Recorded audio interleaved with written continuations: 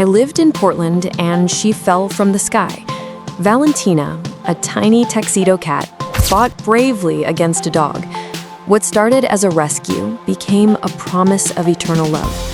She was skittish, but her eyes hid a human soul. Years later, while I was pregnant, her kidney disease got worse. But Valentina, the warrior, didn't leave. She waited for my son's birth, and only then, with a whispered permission, closed her eyes.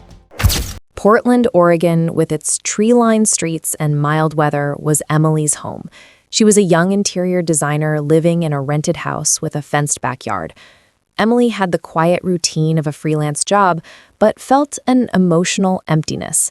She and her husband, Tom, lived their life together, but the house didn't have the mess or energy of a complete home. What mattered most was Emily's search for a deeper meaning in her adult life. It was noon and hot in Oregon. Emily was in the kitchen when she heard frantic barking. Running to the backyard, she saw a tiny kitten, the size of a tennis ball, lying on the ground, shaking. Worse, a neighbor's dog, a big and scary dog, was moving toward the small creature. The kitten was fighting for its life, without any experience at all. Emily's initial panic gave way to protective anger, an emotion she rarely felt. She saw the small cat, although terrified, arch her back and let out a tiny hiss, fighting for her life with unmatched bravery. This wasn't a victim, this was a warrior. Emily felt an instinctive connection to that fight. She felt that the small creature's life depended only on her immediate action. Without thinking, Emily grabbed a hose and shot a stream of cold water at the dog, which backed away. She ran to the kitten, wrapped it in a towel, and took it inside. The act wasn't motivated by wanting a pet, but by the need to protect the courage she saw in the kitten. She looked at the little cat with her tuxedo stripes and big, wild eyes and huge whiskers and named her Valentina. The kitten was skittish, spending days confronting everything and everyone. What was supposed to be a temporary rescue before releasing her turned into a challenge. Tom laughed, saying she'd rescued a tiny ninja from the roof. Emily felt frustrated by the lack of affection, but realized the cat was the most human creature she'd ever met. Emily spent hours looking at Valentina. It was an extraordinary and incomprehensible connection. Have you ever had or do you have a pet you love very much? Leave in the comments what their name is and tell us a bit about how they came into your life. And don't forget to subscribe to the channel. It helps me keep bringing these emotional stories. Now see how this story of unconditional love continues. Emily's house in Portland, Oregon, became a silent battlefield. Valentina kept her skittish behavior. She only ate when the house was empty and stayed hidden under the couch, watching the world with her wild eyes. Emily's goal was to win the cat's affection. Tom found the situation funny, but Emily felt she had to prove her worth to Valentina. The problem showed itself in the cat's isolation. Valentina refused to interact, and Emily feared that the stress from the rescue would make her sick. The obstacle wasn't the cat herself, but the barrier Emily couldn't cross to create a bond. Emily's frustration reached its peak.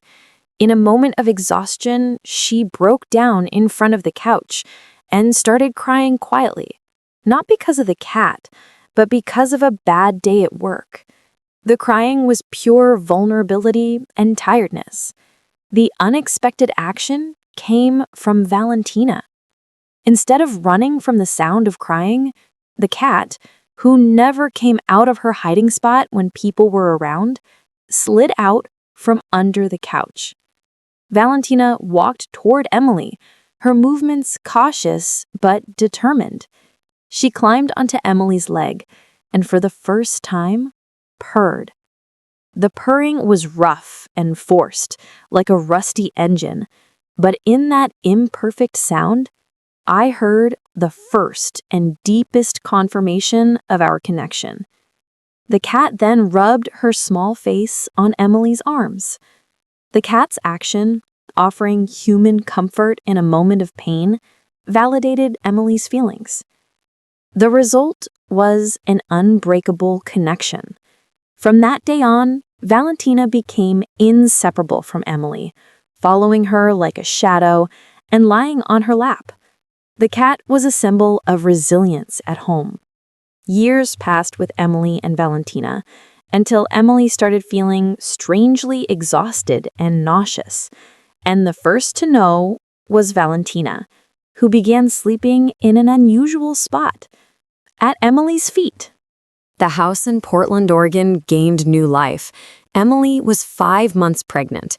Valentina was her constant shadow, but now without those scratching games she loved to play. The atmosphere was one of joy and anticipation, but also of the cat's silent watch. The problem showed itself in a subtle but alarming way. Valentina started drinking too much water and losing weight quickly. The vet confirmed the diagnosis: severe kidney disease. The disease was irreversible. The designer felt crushed by the irony. In her happiest moment, her confidant was fading away. Emily's response was despair and refusing to accept the loss. She started intensive treatment, including daily fluids and a strict diet. The race against time was real, but the vets saying Valentina wouldn't survive a month.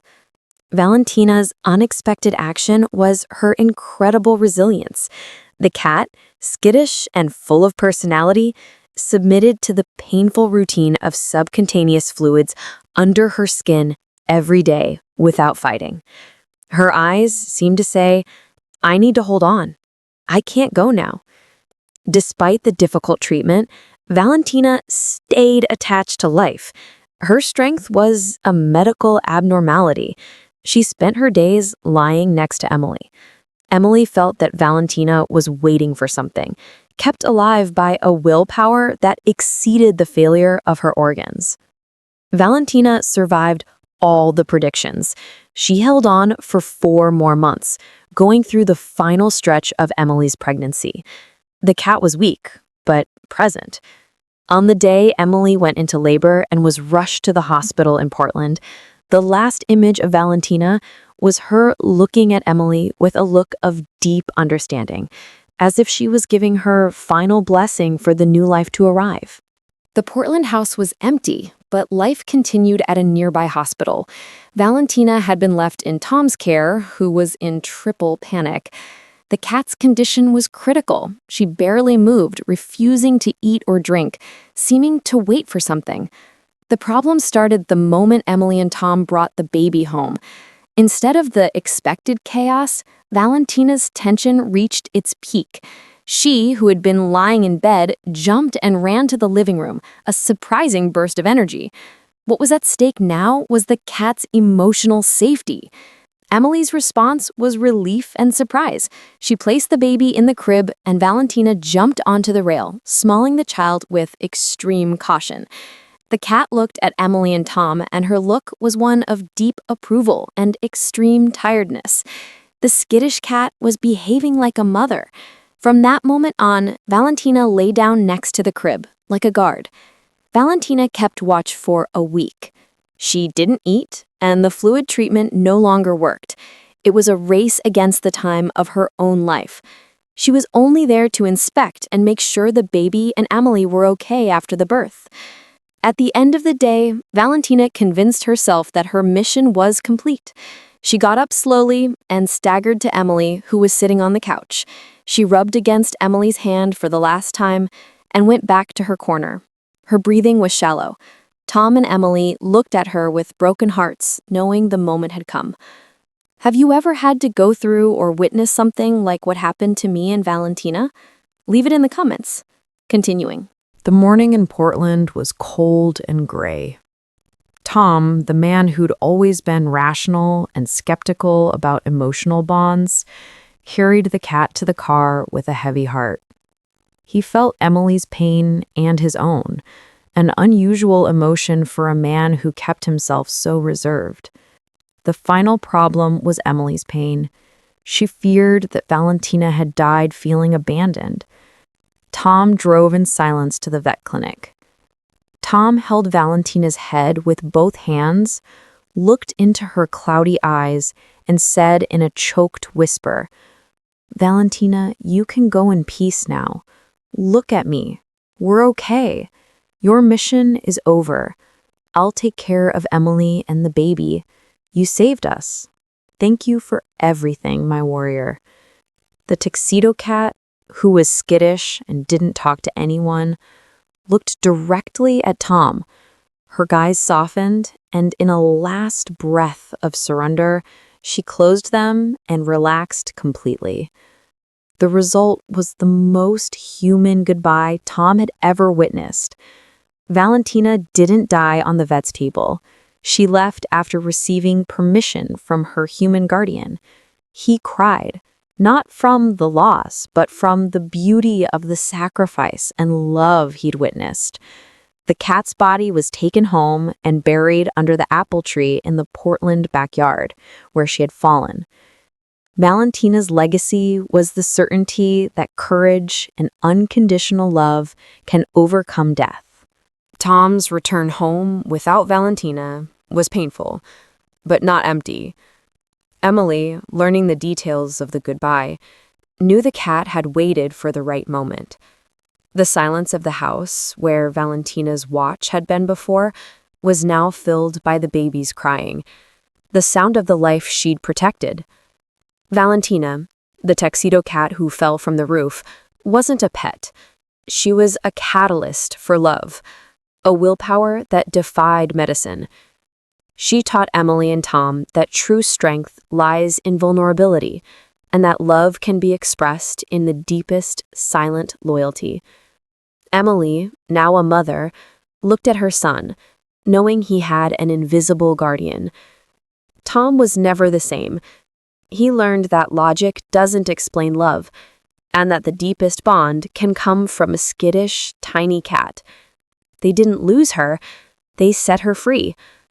Valentina left in peace, leaving behind a home full of love and a child who was only born because of her courage. Life in Portland, Oregon, continued, but forever marked by the story of the cat who waited